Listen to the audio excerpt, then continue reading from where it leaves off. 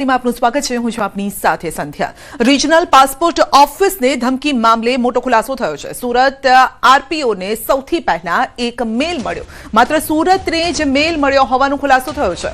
સુરતના અધિકારીએ જાણ માટે નવસારીને કર્યો અને નવસારીના અધિકારીએ હેડ ઓફિસમાં મેલ કર્યો તો ગાંધીનગરથી કર્મચારીએ 112માં કોલ કર્યો। દીપક વાઢેર નામના કર્મચારીએ 112માં કોલ કર્યો।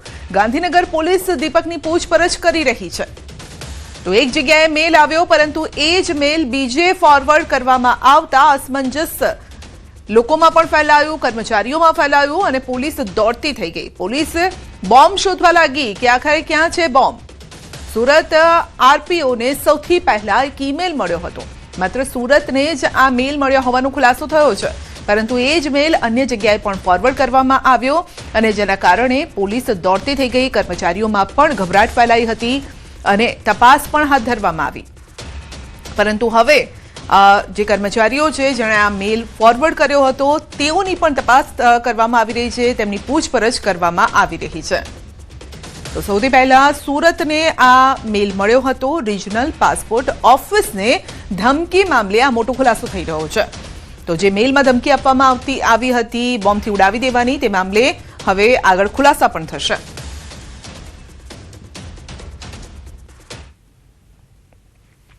સુરતની જ વાત કરીએ તો એલએનટી કંપનીમાં કામદારોનો હોબાળો છે। તો પગાર વધારાની માંગને લઈને હલ્લાબોલ કર્યો છે। કર્મચારીઓએ હલ્લાબોલ કર્યો, સૂત્રોચ્ચાર કરી વિરોધ નોંધાવ્યો। વિરોધના પગલે પોલીસની ક્રાઇમ કોન્ફરન્સ રદ કરવામાં આવી છે। પીઆઈ, એસીપી, ડીસીપી, સીપી હજીરામાં ઉપસ્થિત રહ્યા। પોલીસ દ્વારા સતત પેટ્રોલિંગ પણ શરૂ કરવામાં આવ્યું છે। તો સુરતના હજીરામાં એએમએનએસ કંપનીમાં થયેલી હિંસાની ઘટનાને લઈને પોલીસે કડક કાર્યવાહી હાથ ધરી છે। પોલીસે 37 શખ્સ સામે બીએનએસની કલમ 109 મુજબ ગુનો દાખલ કર્યો અને હત્યા પ્રયાસના ગુનામાં આરોપીઓની અટકાયત પ્રક્રિયા હાથ ધરાઈ છે। ટોળામાં સામેલ 300થી પણ વધુ અજ્ઞાત લોકો વિરુદ્ધ ફરિયાદ દાખલ કરવામાં આવી છે। સીસીટીવી ફૂટેજના આધારે શંકાસ્પદોની ઓળખ પ્રક્રિયા પણ ચાલુ છે અને સાથે જ બીજા આરોપીઓની ઓળખ કરી તેને પકડવા માટે તમામ ટીમો દ્વારા કોમ્બિંગની પ્રક્રિયા ચાલી રહી છે। કાયદો અને વ્યવસ્થા જળવાઈ રહે તે માટે પ્લાન્ટ પાસે ચુસ્ત પોલીસ બંદોબસ્ત ગોઠવાયો છે। પાણીપતમાં એક કર્મીના મોત બાદ ગઈકાલે આક્રોશ જોવા મળ્યો હતો। કર્મચારીઓએ કામ બંધ કરી હોબાળો મચાવ્યો હતો અને સાથે તોડફોડ પણ કરી હતી। તો વિવિધ માંગ સાથે કામથી અળગા રહ્યા। મામલો કાબુ બહાર જતા પોલીસે 40 ટીયર ગેસના સેલ છોડ્યા, સાથે 4 રાઉન્ડ ફાયરિંગ પણ કર્યું।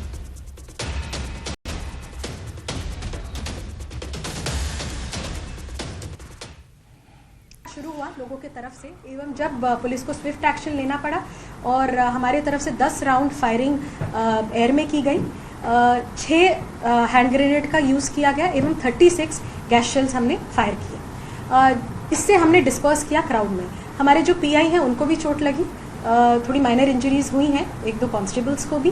एवं इसमें जो आईपीसी जो बीएनएस की जो धारा है उसमें 109 तहत 109(1) तहत 189(2) तहत एवं वेरियस सेक्शंस एवं prevention of damage to public property act 1984 तहत हमने एफआईआर ली है, जिसमें 40 लोगों की अभी तक अटक। સુરતના એમએનએસ ખાતે ગઈકાલે એલએનટી કંપનીના કર્મચારીઓ પગારની વધુ માંગ સાથે અને સમયના કલાકો ઘટાડવાને લઈને હોબાળો મચાવ્યો હતો। ખાસ કરીને હડતાળ કર્યા બાદ ધીરે ધીરે વાતાવરણ ઉગ્ર બન્યું હતું અને આ તમામ લોકો કારીગરોએ તોડફોડ શરૂ કરી હતી, ગાડીઓ સળગાવી હતી, પોલીસ પર હુમલો કર્યો હતો, જેને લઈને સુરતની હજીરા પોલીસ સ્ટેશનમાં આરોપીઓ વિરુદ્ધ બીએનએસ 109 મુજબનો હત્યાના પ્રયાસનો ગુનો દાખલ કરવામાં આવ્યો હતો। 37 લોકોની ધરપકડ કરવામાં આવી છે। ટોટલ આખા કેસમાં 300 કરતાં વધુ લોકો વિરુદ્ધ ગુનો દાખલ કરવામાં આવ્યો છે। ધીરે ધીરે તમામ લોકોની શોધખોળ શરૂ કરવામાં આવી છે। સીસીટીવીની મદદ લેવામાં આવી રહી છે, પકડાયેલા આરોપીઓની પૂછપરછ કરવામાં આવી રહી છે। ખાસ કરીને આ તમામ કારીગરો છે તે પરપ્રાંતના છે, રોજીરોટી માટે સુરત આવેલા હતા અને એલએનટી કંપનીના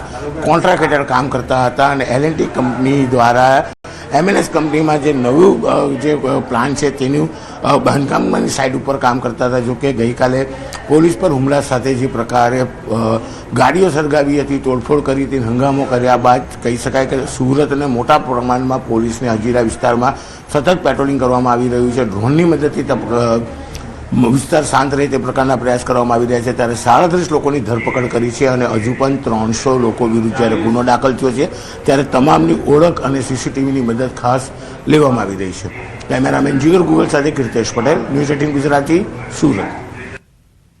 અરવલ્લીમાં સાબરડેરીમાં ઘર્ષણ બાદ અદાવતમાં હુમલો થયો છે. ડિરેક્ટરની ઓફિસમાં ઠેકેદાર પર જીવલેણ હુમલો થયો છે. હુમલામાં ઠેકેદાર ઇજાગ્રસ્ત થયો છે, સારવાર અર્થે ખસેડાયો છે. સાબરડેરીમાં ડિરેક્ટરો વચ્ચે થયું હતું ઘર્ષણ. અદાવતમાં ડિરેક્ટર અને પૂર્વ ધારાસભ્યની ભત્રીજી સાથે હેરાનગતિ કરતા બબાલ થઈ. ઘટનાને લઈ સ્થાનિક પોલીસે હાથ ધરી કાર્યવાહી. તો ગઈકાલે સાબરડેરીમાં ડિરેક્ટરો વચ્ચે થઈ હતી મારામારી. ગઈકાલે જશુક પટેલને ડિરેક્ટરે ખુરશીમાંથી નીચે પાડી અને કર્યો હતો હુમલો. હુમલો કરાયેલા ડિરેક્ટરની ભત્રીજીને હેરાન કરાતા આજે ફરી હુમલો કરાયો. સમગ્ર ઘટના મામલે સાબરકાંઠા અરવલ્લીનું સહકારી રાજકારણ ગરમાયું છે. વધુ અપડેટ મેળવીશું સંવાદદાતા હાર્દિક પાસેથી. જી હાર્દિક, હુમલાની આ ઘટના, તેની પાછળ કયા કારણો? સંધ્યા, ચોક્કસથી જે પ્રકારે ગઈકાલે ઘટના બની હતી સાબરકાંઠામાં સાબરડેરી જે હિંમતનગર ખાતે આવેલી છે, ત્યાં જે ચેરમેનની કેબિનમાં જે પૂર્વ ધારાસભ્ય છે જશુભાઈ પટેલ, જે ડિરેક્ટર છે, તેમની સાથે હાથાપાઈ થઈ હોવાની ઘટના બની હતી. ત્યારબાદ તેની તરફેણમાં જે પ્રકારે હુમલો કરવામાં આવ્યો હતો ગઈકાલે જ. પરંતુ આજે જે ઘટના બની છે તેમાં જે પ્રાથમિક વિગતો મળી રહી છે સંધ્યા, એમાં જે પૂર્વ ધારાસભ્ય છે તેમની જે ભત્રીજી છે, જે વેટરનરી વિભાગમાં નોકરી કરે છે, તેની સાથે કંઈક ટિપ્પણી કરવામાં આવી હતી નોકરીને લઈને. ત્યારબાદ જે પરિવારજનો છે પૂર્વ ધારાસભ્ય જશુભાઈ પટેલના, તેમના પરિવારજનો દ્વારા જે ડિરેક્ટર છે જયંતિભાઈ પટેલ, તેમના ઓફિસ ઉપર હુમલો કરવામાં આવ્યો હતો, જે મોડાસા મેઘરજ રોડ ઉપર આવેલી છે. જ્યાં હુમલો કરવામાં જે એક વ્યક્તિ હતો, જે ઠેકેદાર છે, તેને માથાના ભાગે ઇજાગ્રસ્ત થયો છે અને 2-3 વ્યક્તિઓ પણ ઘાયલ થયા છે. જયંતિભાઈ પટેલ પણ ઘાયલ થયા છે. પરંતુ સમગ્ર મામલે હાલ જે સહકારી રાજકારણ છે ગરમાયું છે. સમગ્ર મામલે ભારતીય જનતા પાર્ટીના આગેવાનો, સહકારી આગેવાનો આ સમાધાનના પ્રયાસો કરી રહ્યા છે. કારણ કે સાબરકાંઠા અરવલ્લી જિલ્લામાં સાબરડેરી એક એવી સંસ્થા છે કે જે દૂધ ઉત્પાદકોને દર 10 દિવસે પગાર આપે છે અને ખૂબ મોટી સંસ્થા ગણવામાં આવે છે. જ્યારે ડિરેક્ટરોમાં આ પ્રકારે હાથાપાઈ થતી હોય, મારામારી થતી હોય, ત્યારે સમગ્ર મામલે શાંત કરવાનો પ્રયાસ કરવામાં આવી રહ્યો છે. હજુ સુધી કોઈ પણ પ્રકારની પોલીસ કાર્યવાહી કરવામાં આવી નથી. ત્યારે કોઈ પણ હજુ સુધી કેમેરા સામે આવી નથી રહ્યા. આ સંજોગોમાં આ ઘટના ચકચાર મચાવી રહી છે. સંધ્યા. જી હાર્દિક, આપનો આભાર. બનાસકાંઠામાં ભુવાજીનો ગેનીબેનને પડકાર છે. ડીજે અને જમણવારના મુદ્દે ગેનીબેન ઠાકોર સામે ભુવાજી હવે મેદાને આવ્યા છે. ધૂણતા આપી દીધી ચેલેન્જ. ભુવાજીનો આ વિડીયો વાયરલ થઈ રહ્યો છે. ડીજે અને જમણવાર મુદ્દે ગેનીબેન પર કર્યા છે આકરા પ્રહાર. ચૈતર અને વૈશાખ માસની બીજના અવસરે ડીજે વાગશે તેમ કહ્યું છે. સારું ભોજન ગેનીબેન ઠાકોર જમી આવે અને ઠાકોરનો છોકરો સાદું ભોજન જમે તે ન ચાલે. ગેનીબેનને ફોન કરીને કહી દેજો કે આ જોગણી બોલે છે. વિડીયો ઉતારવો હોય તો પણ ઉતારી લેજો.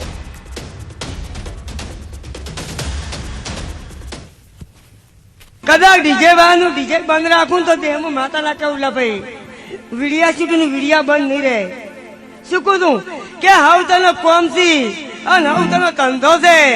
ભલે જ્ઞાની ભાઈએ કહી દીધું કે ડીજે લગ્ન બંધ તો લગ્ન બંધ રહી, પણ હોમાં કદાચ ચૈતર મહિનો આવે છે કે ચૈતર મહિનાની બીજ આવે અને વૈશાખ મહિનાની બીજ આવેલા ભાઈ કોસમ. શું કહું છું જાની ભાઈ, પણ તમારા કંઠી કે કવા બધું દેમું માતા ના કેવું લભાઈ લખો પણ વિડીયો બનાવો પડો. પછી મારા ભુવાની તાકાત નહીં, પણ મારી જોગણી તાકાત છે ભાઈ. શું કહું છું કે સમાજ પ્રમાણે રહેવું પડેલા ભાઈ. પણ આજે હું માતા એમ કઉ છું કે ઠાકોર નો એક બાજુ જમણવાર ને એક બાજુ ગેરીબાઈ નો જમણવાર લા ભાઈ. શું કહું છું કે હાથ ની ભોજન જમીન ગેરીબાઈ આવે, ઠાકોર ના છોકરો લા લુકુ ફોનું જમીન આવેલા ભાઈ. પણ ફોન કરવો જ કરતો પડો ગેનીભાઈ ની કે એડવાડા જોગણી બોલી વિડીયો કરવા એમ કરતો પડેલા ભાઈ. જવાબ આલવાની મારી તાકાત થયેલા ભાઈ. પણ કદાચ બધાની બોલતી બંધ ના કરું દેહમાં હું જોગણી ના કેવલા ભાઈ. તો ભુવા સભા ભરીને બેઠા છે અને ત્યાં કહી રહ્યા છે કે ભાઈ હું જોગણી બોલું છું. અને જે બંધારણને લઈને જે સવાલો ઊભા થઈ રહ્યા છે, ખાસ કરીને ડીજેને લઈને અને તામઝામને લઈને જે સવાલ ઊભા થઈ રહ્યા છે તેને લઈને તેમણે કહ્યું છે સમાજના લોકો જ્યારે બેઠા હતા ત્યારે આ ભુવા બોલ્યા છે. ભુવો ધૂણ્યો અને બોલ્યો કે હું જોગણી બોલું છું અને ગેનીબેનને જઈને કહેવું હોય તો કહી દેજો, વિડીયો ઉતારવો હોય તો ઉતારજો. અને ઠાકોરના દીકરા એટલે સામાન્ય ઘરના દીકરા સાદું ભોજન જમે અને બેન શાહી ભોજન જમે એવું ન ચાલે.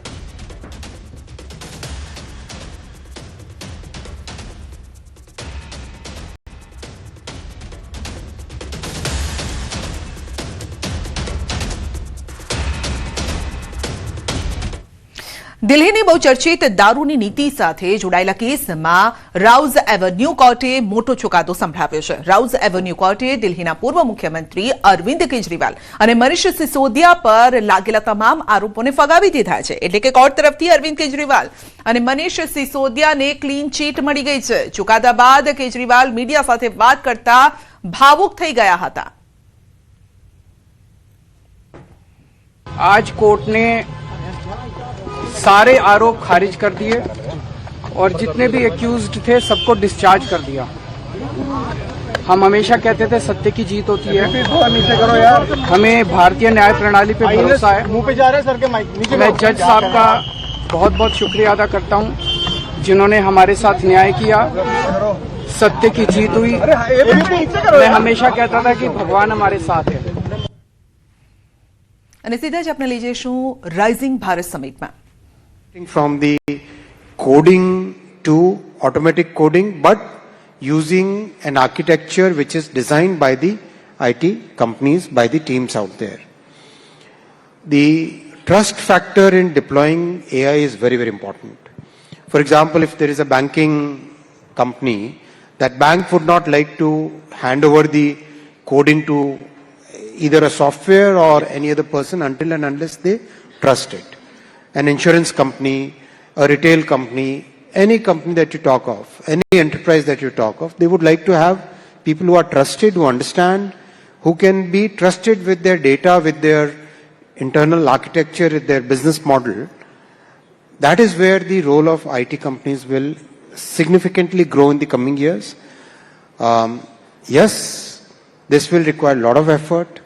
From the Government of India side, we are putting huge focus on providing the talent pipeline. From the state governments, especially the state governments like Government of Karnataka, Government of Telangana, Government of Tamil Nadu, Government of Maharashtra, they will have to put in a lot of effort to make sure that their colleges in their states, they get reoriented towards AI-based IT solutions. So the responsibility will have to be taken by the IT industry as a primary and the state governments and central government. We will be there fully to support this transition. I am personally discussing with practically every IT industry leader, and whatever support they need, we will provide. The state governments will also have to take a large part because the colleges are located within their jurisdictions, so they will have to also take a large part of this work. Right. Just a follow-up to that, sir. If you look at the pace of AI advancement, it's almost like gradually and then suddenly, because in the last 1 month, there have been so many advancements. Every day we see one new industry or function getting disrupted whenever Anthropic makes some release, for instance. So while, the industry grapples with this and they upskill employees, is it going to be a very painful transition period? What's the backstop that, we have? Because this has been a huge source of employment for engineers. And as Bodhi said, it will have second order effects on consumption, investment, basically the entire economy. So should we prepare for a painful transition period, say, for the next 1 to 2 years before, it's determined what new type? રાષ્ટ્રપતિ દ્રૌપદી મુર્મુએ જેસલમેર વાયુસેના સ્ટેશનની મુલાકાત લીધી, જ્યાં તેમણે સ્વદેશી helicopter પ્રચંડમાં આશરે 25 minute સુધી ઉડાણ ભરી હતી. આ ઐતિહાસિક ઉડાણ દરમિયાન તેમણે પ્રસિદ્ધ સોનાર કિલ્લા પરથી દેશના નામે સંદેશ પણ પાઠવ્યો. વાયુસેનાની મજબૂતીના વખાણ કર્યા હતા અને તેઓએ હેલિકોપ્ટરના કેપ્ટનને સન્માનિત કરી જવાનોનો ઉત્સાહ પણ વધાર્યો. કાર્યક્રમના અંતે તેમણે જવાનો સાથે ફોટો સેશન પણ કર્યું હતું.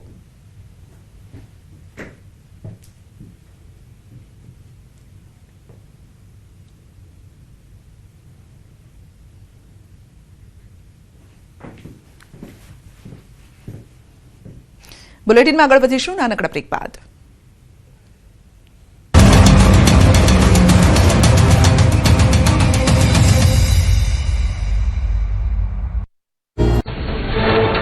બરોડા ડેરીના રાજકારણને લઈને વિવાદ. દેસર તાલુકામાં ભાજપ સામે ભાજપ જેવો ઘાટ. ભાજપના ઉમેદવાર કુલદીપસિંહ સામે ભાજપના 6 લોકોએ ઉમેદવારી કરી. ધારાસભ્ય કેતન ઇનામદારે પોતાના સમર્થકોને આગળ ધર્યા હોવાની ચર્ચા. ભરૂચની ચાસવડ મંડળી વિરુદ્ધ 40 ગામના સભાસદોનો વિરોધ. ચૂંટણી અને દૂધના યોગ્ય ભાવની માંગ સાથે નોંધાવ્યો વિરોધ. સભાસદોના પ્રતિનિધિ મંડળે કલેક્ટરને આવેદનપત્ર આપી યોગ્ય કાર્યવાહી ન કરવાની વિનંતી કરી. સાબરકાંઠાની સાબર ડેરીમાં ડિરેક્ટરો વચ્ચે ભારે હંગામો. ચેરમેનની ચેમ્બરમાં જ ડિરેક્ટરો વચ્ચે મારામારી. 2 ડિરેક્ટરોએ મળી ખુરશીમાં બેઠેલા જસુ પટેલે લાતો મારી નીચે પાડ્યા હોવાનો આરોપ. દૂધમાં ગરબડ મામલે માહિતી માંગતા થયો હતો વિવાદ. અમદાવાદ ગુજરાત યુનિવર્સિટીમાં એનએસયુઆઈનું વિરોધ પ્રદર્શન. યુનિવર્સિટીએ કરેલી કાર્યવાહીનો વિરોધ. ગુજરાત યુનિવર્સિટીએ એનએસયુઆઈ કાર્યકર્તાઓ સામે ફરિયાદ અને પ્રવેશબંધીનો લીધો નિર્ણય. જે વિદ્યાર્થીઓ સામેલ ન થાય તેમના નામ પરત ખેંચવાની માંગ. રાજકોટમાં મેયરના પતિના વિવાદિત બાંધકામ મામલે નવો વળાંક. કલેક્ટરે કહ્યું ન્યૂ શિવશક્તિ સૂચિત સોસાયટીનું બાંધકામ રેગ્યુલરાઇઝ કરાવવા માટેના દ્વાર ખુલ્લા. મેયર નયનાબેન પેઢડિયાના પતિ વિનોદભાઈએ સરકારી જમીન પર કર્યું હતું બાંધકામ. બનાસકાંઠાના ધાનેરામાં ત્રીજા દિવસે પણ આંગણવાડી બહેનોનો ઉગ્ર વિરોધ. યથાવત પડતર માંગ સાથે અચોક્કસ મુદતની હડતાળ પર. વધારાની કામગીરીને કારણે બાળકોની પ્રવૃત્તિઓ પર અસર થતા હોવાનો આક્ષેપ. માંગ નહીં સ્વીકારાય તો આંદોલન ઉગ્ર બનાવવાની ચીમકી. છોટાઉદેપુરમાં બોર્ડની પરીક્ષા આપતા વિદ્યાર્થીઓની હાલત કફોડી. એસટી બસમાં ઘેટાબકરાની જેમ ભરાઈને પરીક્ષા કેન્દ્ર પહોંચી વિદ્યાર્થીનીઓ. પુનિયાવાંટ મોડલ સ્કૂલથી છોટાઉદેપુર આવતી બસમાં ભારે ભીડ. 32ની ક્ષમતાવાળી બસમાં 58 વિદ્યાર્થીનીઓ જોખમી મુસાફરી કરવા મજબૂર. જામકંડોળામાં દરબારગઢ વિસ્તારમાં આવેલી જૂની મામલતદાર કચેરી ખંડેર હાલતમાં. વર્ષો જૂનો અને મહત્વનો સરકારી રેકોર્ડ બિનવારસી હાલતમાં. ખેડૂત પોથી સહિત જમીન અને મિલકતો સંબંધિત સંવેદનશીલ દસ્તાવેજો ખાઈ રહ્યા છે ધૂળ. સુરેન્દ્રનગરના અમરાપર ગામે મધ્યાહન ભોજન કેન્દ્રમાં સરપ્રાઇઝ ચેકિંગ. ડેપ્યુટી કલેક્ટર દ્વારા કરાયેલા ચેકિંગ સામે આવી ગેરરીતિ. મધ્યાહન ભોજન કેન્દ્રના સંચાલક અને રસોઈયા મંજૂરી વગર રહ્યા ગેરહાજર. ખાદ્ય સામગ્રીમાં પણ મોટી ચોરી આવી સામે. નિયમ મુજબ 12.5 કિલો સુખડી બનાવવાની જગ્યાએ માત્ર 3.7 કિલો સુખડી જ તૈયાર કરાઈ. બેદરકારી અને ક્ષતિઓને પગલે સંચાલક અને રસોઈયાને તાત્કાલિક અસરથી છૂટા કરવા આદેશ. અમદાવાદમાં સૈજપુર ખાતે દારૂ મુદ્દે યુથ કોંગ્રેસ દ્વારા વિરોધ. દારૂ વેચનાર બુટલેગરો સામે કાર્યવાહીની માંગ. દારૂ અને ડ્રગ્સ બંધ કરવા માટે સ્થાનિક પીઆઈને પાઠવ્યું આવેદનપત્ર. બનાસકાંઠાના ધાનેરામાં અગ્નિવીર અરજદારોએ કોંગ્રેસ આગેવાનોને સાથે રાખીને મામલતદારની રજૂઆત કરી. ઓનલાઈન ફોર્મમાં ધાનેરા તાલુકો વાવથરા જિલ્લામાં સિલેક્ટ થતા અરજદારો ચિંતામાં. સિસ્ટમમાં તાત્કાલિક સુધારો કરવાની માંગ. શાકભાજી, દાળ, ભાત, રોટલી સહિત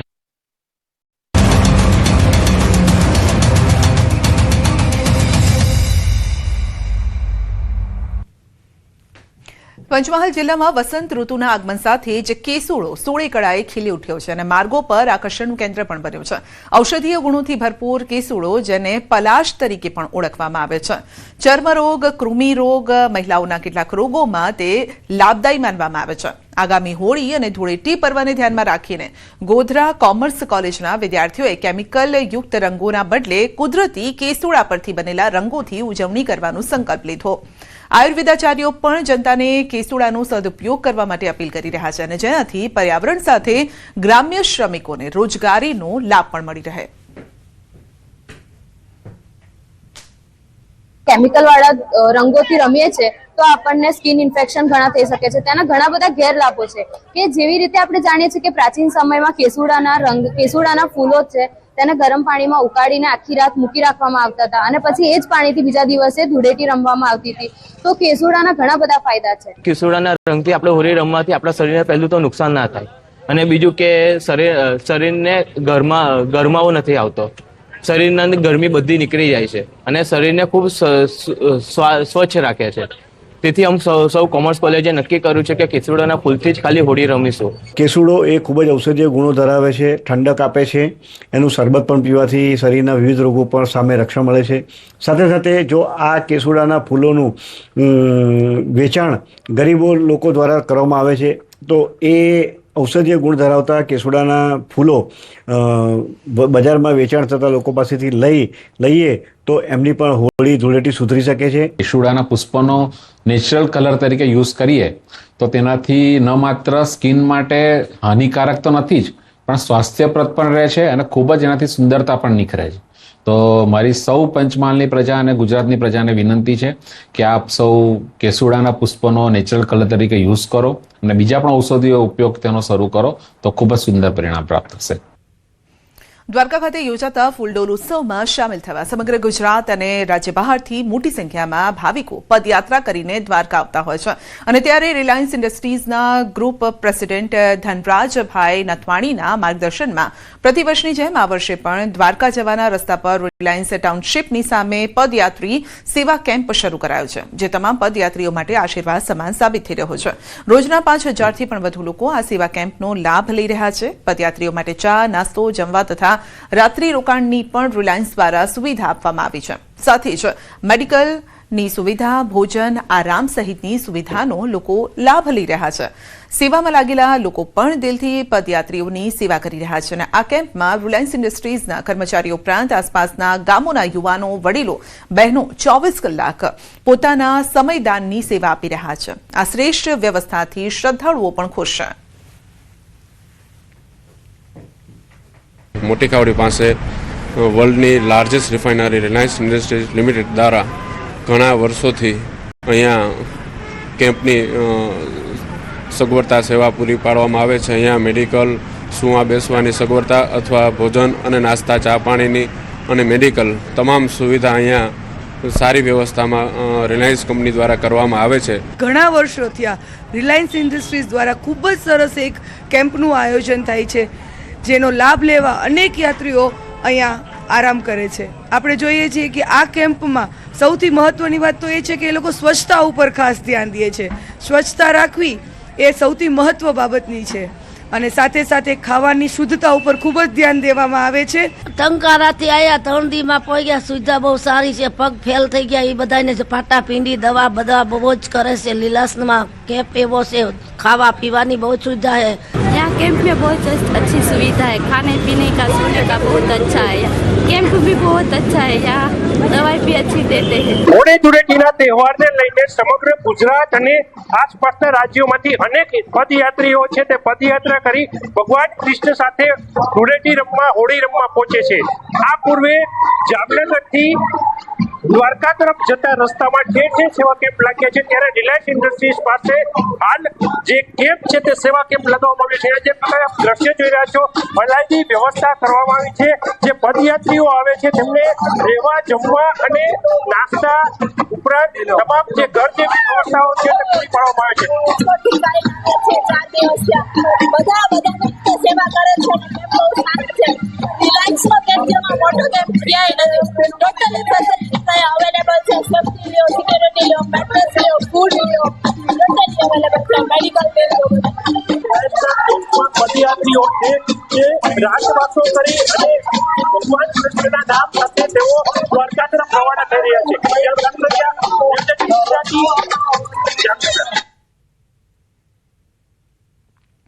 આણંદ જિલ્લાનો આંકલાવ તાલુકો અને મુજકુવા ગામ સશક્તિકરણનું ઉત્તમ ઉદાહરણ છે. આ ગામની ખાસ વાત એ છે કે ગામની 150થી વધુ મહેનતુ બહેનો પશુપાલનના વ્યવસાય સાથે બાયોગેસ પ્લાન્ટનો ઉપયોગ કરી ઘરમાં રાંધણ ગેસની જરૂરિયાત સંતોષી રહી છે.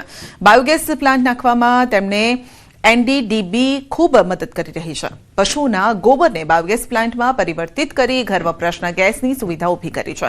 આ બાયોગેસ પ્લાન્ટના કારણે તેમને લાકડા ભેગા કરવાની તેમજ ચૂલાના ધુમાડામાંથી મુક્તિ મળે છે, જેથી તેમના સમયની બચત થાય છે અને તેમનું સ્વાસ્થ્ય પણ જળવાઈ રહે છે. 150 જેટલી પશુપાલક મહિલાઓએ એક મંડળી બનાવી છે અને જે મંડળી દ્વારા બાયોગેસની સ્લરીનું વેચાણ પણ કરવામાં આવે છે. તો દેશમાં બાયોગેસ પ્લાન્ટની પ્રથમ સહકારી મંડળીનું ગૌરવ મુજકુવા ગામની બહેનોના ફળે જાય છે.